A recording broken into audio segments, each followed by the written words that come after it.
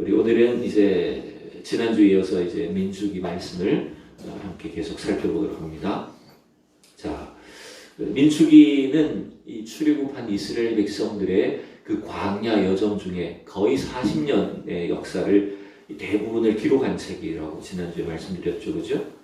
그런데 우리가 기억해야 될 것은 이게 물론 이스라엘의 긴 고대 역사에서 보면 아주 짧죠. 40년 하면 얼마 안 되는 역사죠.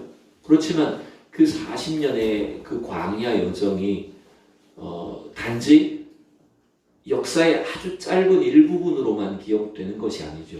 이 민수기가 우리가 알려주고 있는 것처럼 광야를 통과하는 것은 바로 우리의 신앙생활에 천국을 향해 가는 이 땅의 여정을 나타내는 것이라는 거죠.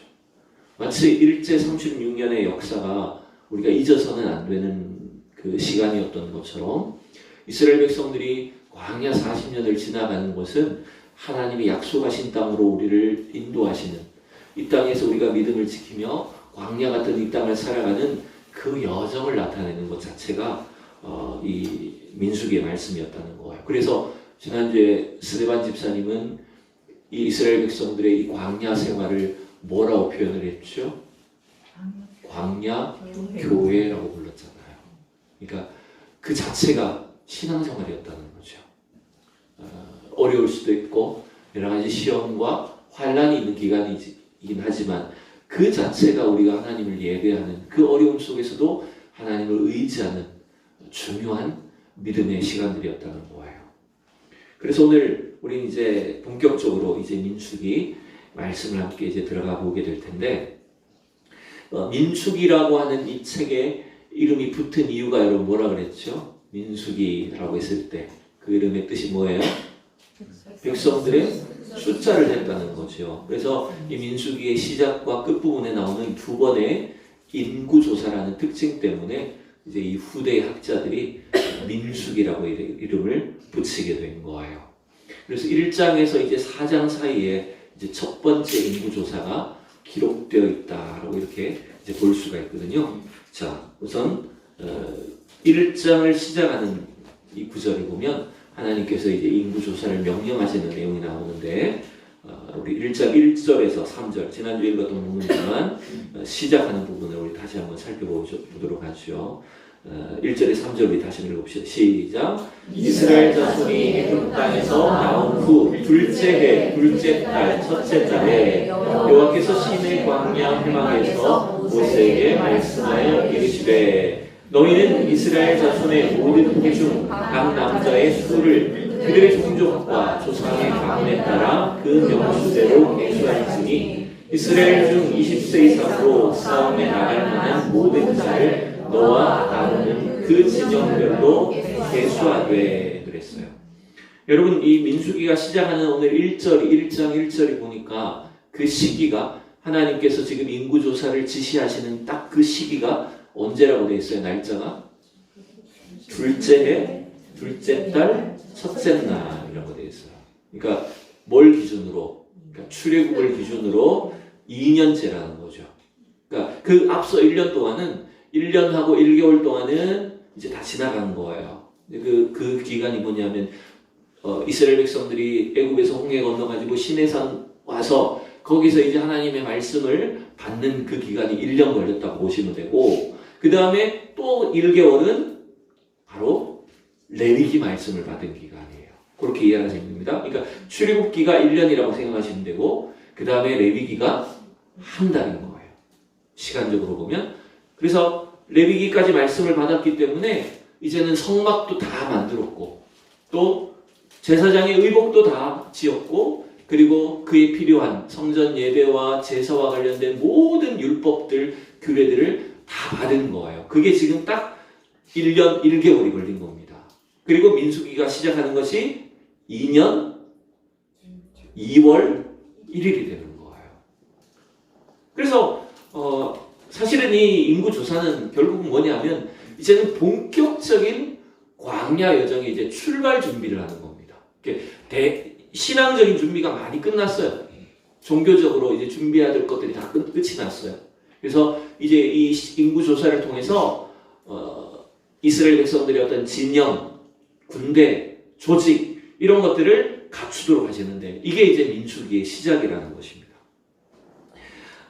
여러분 세계 모든 나라마다 인구 조사를 하죠.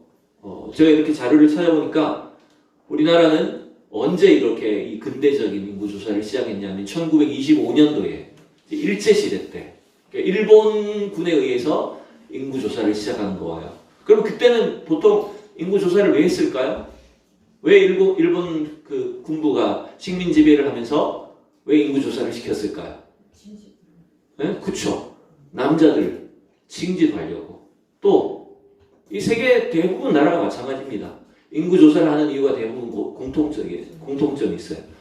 네, 군대를 징집하려고. 또 그렇죠. 각 사람 인구를 머릿수에 따라서 세금을 거두기 위해서인 거예요. 그래서 우리나라는 1925년에 이제 처음 인구조사를 시작하게 되고 그 다음부터는요 5년마다 인구조사를 합니다. 지금도 우리 5년마다 해요.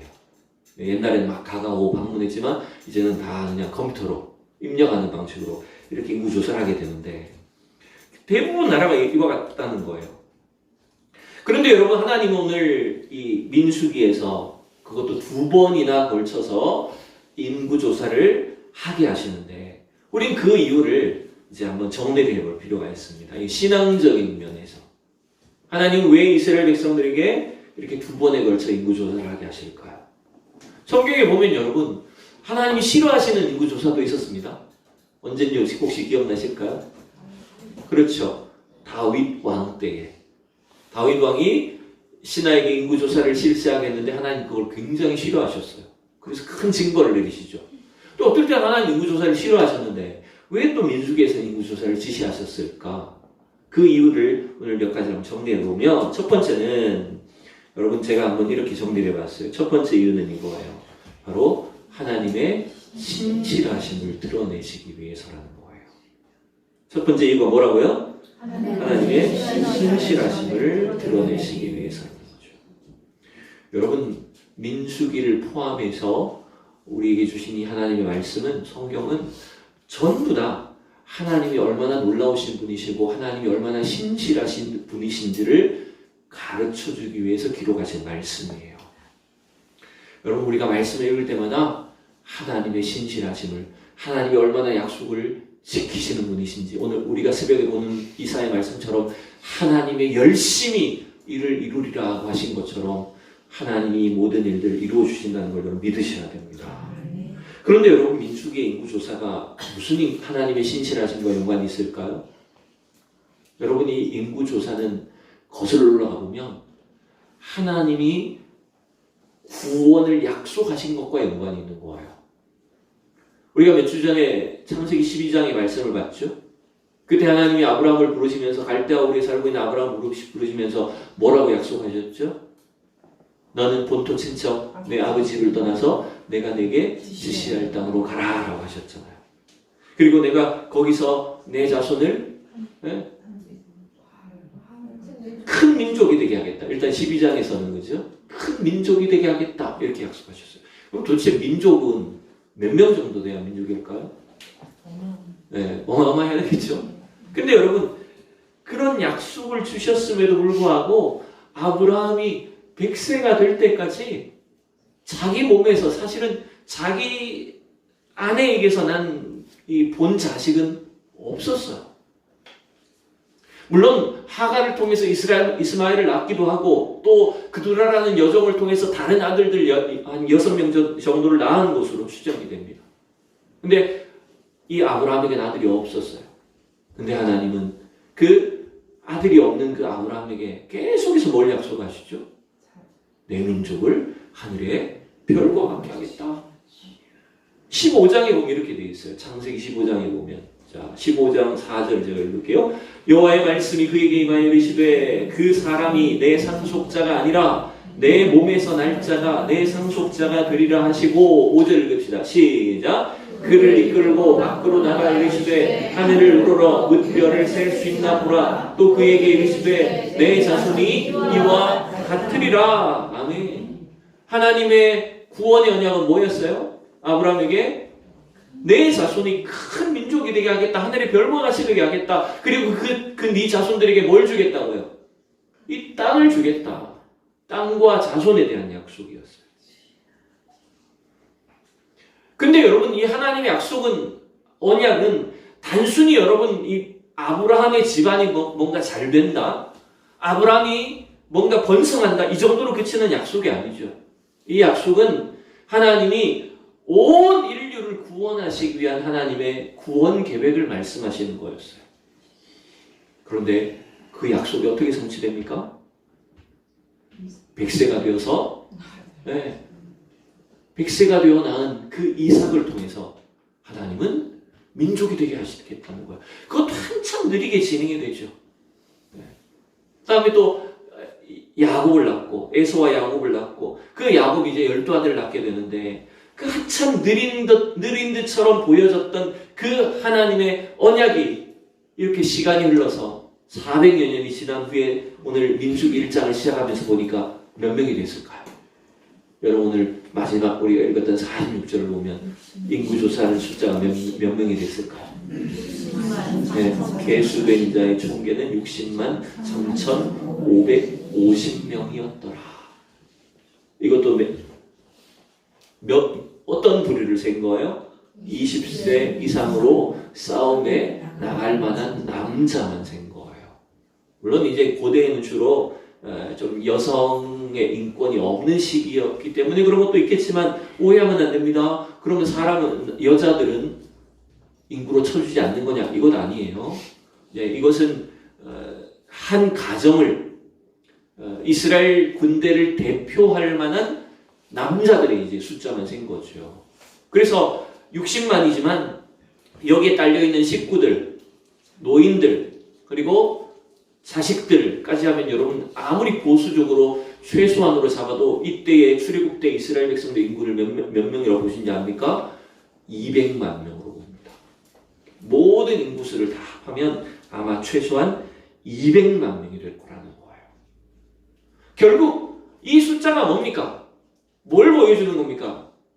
하나님의 약속이, 하나님의 언약이 어떻게 이루어지는지를 여러분 보여주는 말씀인 거예요.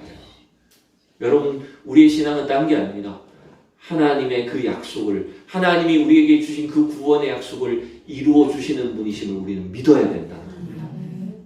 결국 구원의 사역도 우리가 하는 게 아니죠. 하나님이 하시는 일이죠.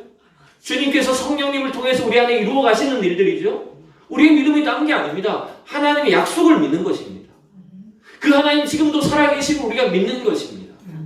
그 하나님이 신실하게 우리 삶에 역사하고 계심을 여러분 믿으셔야 됩니다. 하나님 그 믿음을 찾고 계시는 거예요.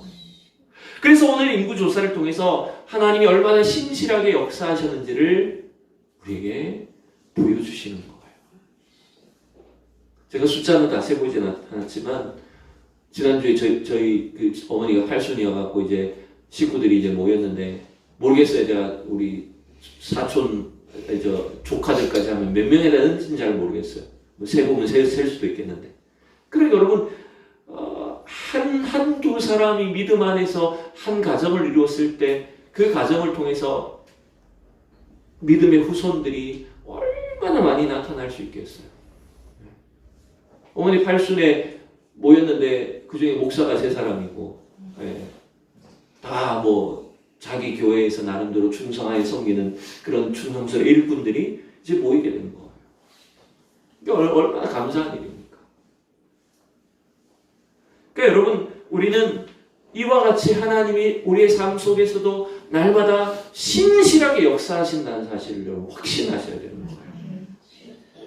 두 번째, 여러분 하나님께서 이 민수기에서 인구조사를 하신 두 번째 이유는 뭐냐면 이제 본격적인 전쟁을 대비하기 위한 거예요. 이건 현실적인 이유죠.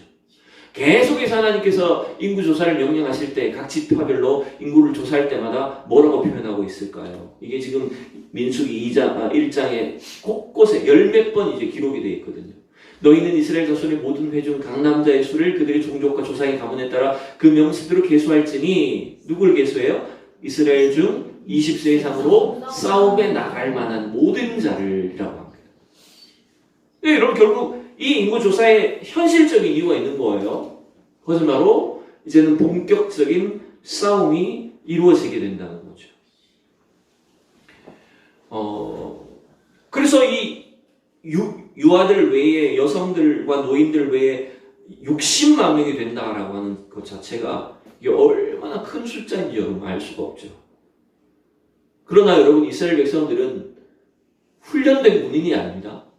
이 사람들이 무슨 지금까지 군대를 제대로 조직을 했거나 군사훈련을 받았거나 이런 적이 한 번도 없는 사람들이라는 거예요.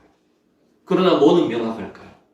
제대로 된 군인들은 아니고 올바른 무기도 잘 없지만 이제 앞으로 이들이 살아가게 될 그 광야의 여정 그리고 가나안을 입성할 때에 무슨 일이 있을 거라는 건 명확할까요? 뭐가 있을까요? 반드시 전쟁이 있다는 겁니다. 반드시 싸움이 있을 거라는 거예요. 그래서 하나님은 이 싸움에 나갈 만한 자를 계수하라라고 이렇게 말하는 겁니다. 이제 이스라엘 백성들은 지금 1년여의 여정을 오는 동안도 물론 힘겨운 싸움이 있었죠. 아말렉이 공격하기도 하고 또 뒤에는 애굽의 군대가 쫓아오기도 했지만 이제 앞으로 펼쳐지게 될 전쟁은 상상을 초월하는 전쟁들이 이제 펼쳐지게 될 거라는 겁니다.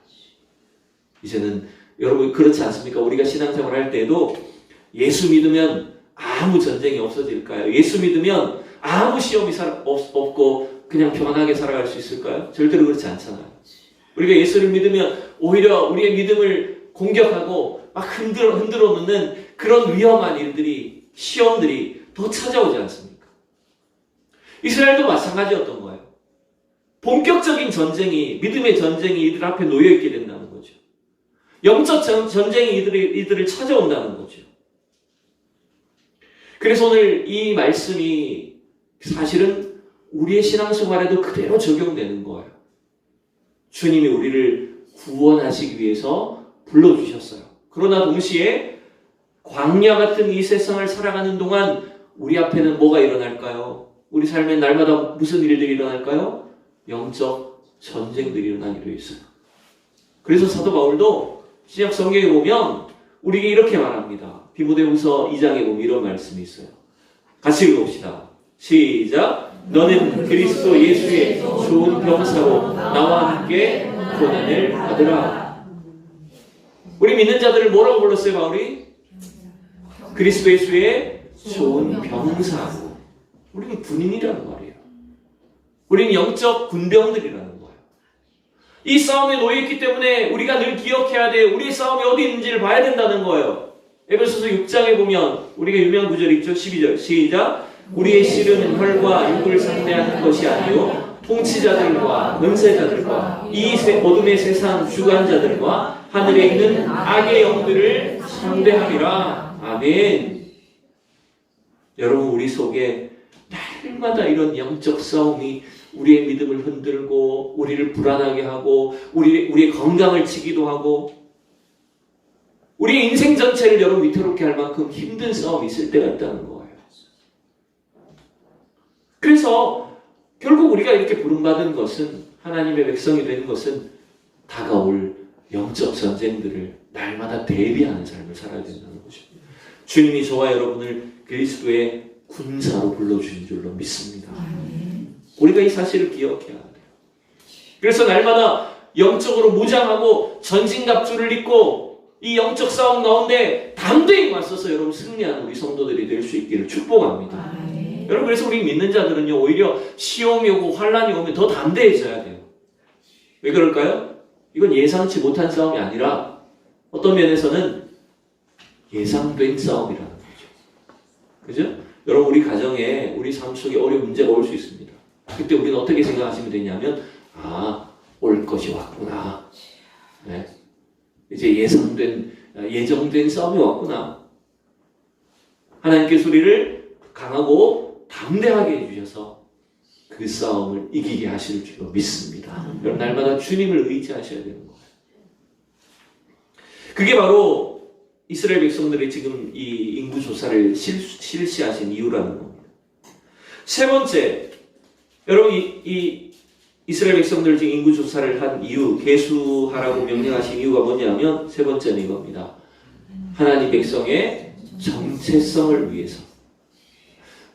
우리가 하나님 백성이라고 하는 그 신분, 우리의 정체성을 알게 하시고자 함이었다는 거예요. 물론 여러분 출애굽 당시에 이스라엘 백성들이 얼마나 사실 기뻤을까요? 하나님 우리를 이렇게 불러내셨다, 우리를 구원하셨다라고 하는 것들을 기뻐하기도 했을 겁니다. 그러나 여러분, 아직 저 약속의 땅 가나안으로 들어가려면 얼마나 가야 되는지 몰라요.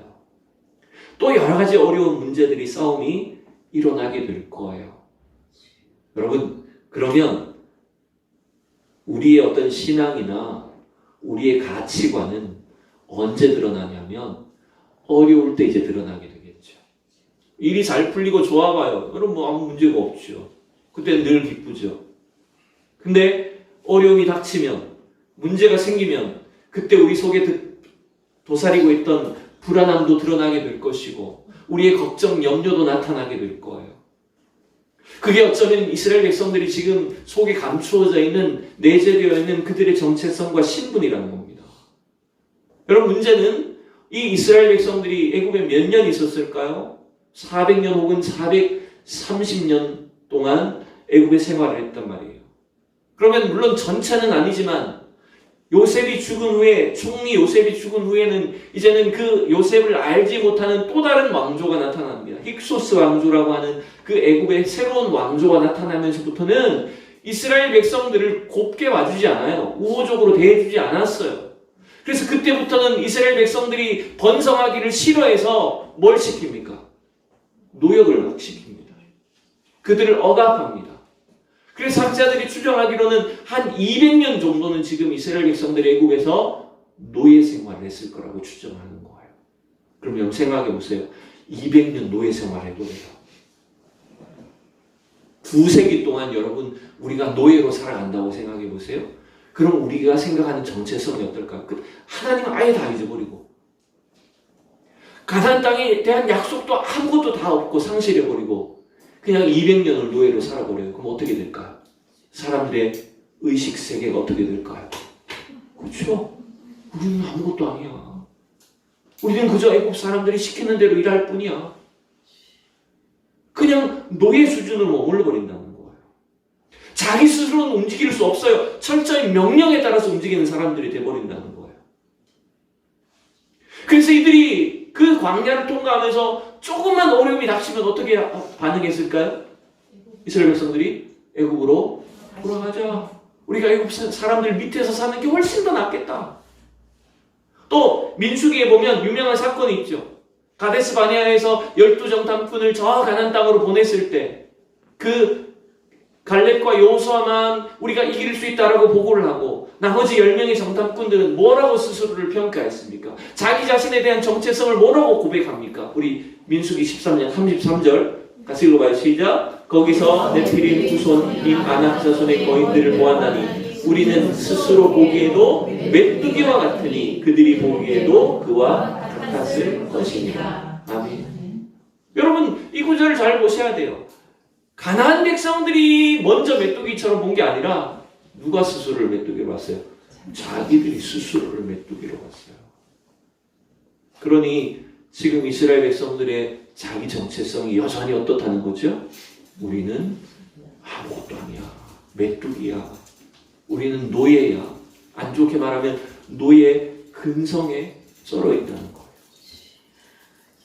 하나님이 지금 이 민수기의 역사를 기록하게 하시고 또 그 앞뒤에 인구조사를 하게 하신 이유가 뭐냐면요. 바로 너희는 더 이상 노예가 아니야 라고 하는 걸 선언해 주시는 거예요. 기록됐다는 게 뭡니까? 계수했다는 게 뭡니까? 계수했다는 것은 오늘날로 말하면 쉽게 말하면 책에다가 그 이름을, 그 인원수를 기록했다는 거예요. 하나님의 생명책에 우리의 이름이, 우리의 명단이 기록되어 있는 줄로 믿습니다. 여러분 이게 뭘 우리에게 가르쳐 줍니까? 우리의 구원이 얼마나 확실한지를, 우리의 신분의 정체성이 무엇인지를 하나님이 가르쳐 주는 말씀이 아닙니까? 그래서 하나님이 지금 인구조사를 하신 것은, 계수하라고 하신 것은 바로 이스라엘 백성들의 신분과 그들의 정체성이 더 이상 노예로 살아서는 안 된다라고 하는 것을 명확하게 가르쳐 주시는 거예요. 여러분, 오늘도 이 말씀이, 이 인구조사가 저와 여러분의 구원을 확실하게 말씀해 주시는, 우리의 구원을 확실하게 말씀해 주시고 우리가 하나님의 자녀된 흔들리지 않은 우리 신분에 대한 정체성을 가르쳐 주시는 그 증거가 될 수 있기를 축복합니다. 그래서 여러분, 주님은 누가복음에 보면 70 제자가 전도하러 갔다가 돌아왔을 때 이렇게 보고하죠. 주님, 주의 이름으로 외치니까 귀신들도 다 우리에게 항복합디다. 이렇게 즐거워하니까 예수님이 그들에게 뭐라고 하셨을까요? 자, 10장 20절입니다. 시작. 그러나 귀신들이 너에게 항복하는 것으로 기뻐하지 말고 너의 이름이 하늘에 기록된 것으로 기뻐하라 하시니라. 아멘. 여러분, 우리의 이름이 어디에 기록되어 있다고요? 그렇죠. 하늘에 하나님의 생명책에 기록된 것으로 기뻐하라고 말해요. 여러분, 오늘 이 민수기의 인구조사를 통해서 그들의 이스라엘 백성들이 저 하나님의 백성이 된 것, 이제는 하나님의 구원받은 백성이 되었다는 사실을 알려주시는 것처럼 저와 여러분의 이름이 저 생명책에 기록되어 있다는 그 은혜, 그 기쁨이 저희 속에 넘칠 수 있기를 축복합니다. 여러분, 그래서 우리가 이 지상에서 비록 때때로 시험도 많고 어려움이 많지만 이 땅에서 신앙생활을 한다는 것 자체가 이러한 영적인 자부심과 확신이 넘치셔야 되는 줄로 믿습니다. 비록 우리가 아직 저 천국을 가진 않았지만 하나님께서는 우리의 이름을 하나님 교인 명부에 기록하게 하시고 하나님의 자녀로 우리를 불러주셨잖아요. 그래서 우리가 비록 이 세상에서 있는 공동체이지만 이 광야 같은 이 땅을 살아가는 동안 주님 불러주신 이 광야 교회 가운데서 우리의 이름이 있다라고 하는 것, 우리가 하나님의 성도 되었다는 것, 여러분, 그걸 진짜 기뻐하셔야 되는 겁니다. 애석하게도 오늘날 우리의 현대인들은, 현대 신앙인들은 별로 그걸 중요하게 여기지 않는 것 같습니다. 과거 옛날 어른들에 비하면 훨씬 더 우리의 믿음이 약해져서 내가 교인이라는 것, 사실은 여러분, 교회도 여러분 회원이라고 합니다. 원래 교회 회원이라는 것을 그렇게 감사하지 않습니다. 책임감을 잘 느끼지 못하고 삽니다. 그냥 내가 원하면 가고 내가 필요로 하면 가입하는 정도로 그냥 세상의 동호회처럼 그렇게 생각하는 시대가 되어버렸어요. 여러분, 지금 어쩌면 이스라엘 백성들이 그 광야 여정 속에 그들의 신분과 정체성을 잃어버리는 것처럼 우리가 지금 그렇게 되고 있다는 거죠. 그러나 우리는 반대로 생각하셔야 됩니다. 하나님께서 이 인구조사를 통해서 하나님의 책에 그 이름들이 기록되게 하시는 것처럼 우리를 이 시대 속에서도, 이 광야의 여정 속에서도 우리를 하나님의 백성으로, 교회의 일꾼으로, 회원들로 불러주신 그 은혜가 얼마나 놀라운지를 여러분 깨달을 수 있기를 축복합니다. 여러분, 그 은혜가 있어야 당연히 뭐가 따라오는지 아십니까? 내게 주신 사명이 무엇인지, 주님의 일꾼으로서 우리가 무엇을 해야 될지에 대한 그 충성과 헌신이 나올 수 있는 거예요. 하나님은 오늘 이 민수기를 시작하시면서 이스라엘 백성들에게 이러한 은혜를 깨닫게 해주시는 겁니다. 그래서 이 40년 동안 이제 이 광야 여정 속에 어떻게 그들이 믿음을 지키고 하나님이 주시는 명령 앞에 충성하는지를 보고 계시는 거예요. 여러분, 우리 대전서현교회의 우리 모든 성도들은, 또 이 방송을 보고 있는 우리 모든 하나님의 백성들은 하나님의 자녀가 된 것, 하나님의 교회의 성도가 된 것으로 인하여서 여러분의 마음속에 진정한 은혜와 기쁨이 넘칠 수 있기를 축복합니다. 아멘. 그래서 나를 불러주신 주님 앞에 이 한평생 삶을 통해서 내가 어떻게 주님 나라를 위해서 헌신할지, 충성할지를 새롭게 결단하고 믿음으로 아무리 어려운 여러분 광야 길이라고 해도 담대한 믿음으로 나아갈 수 있도록 결단하는 우리 모두가 되기를 축원합니다. 기도합시다.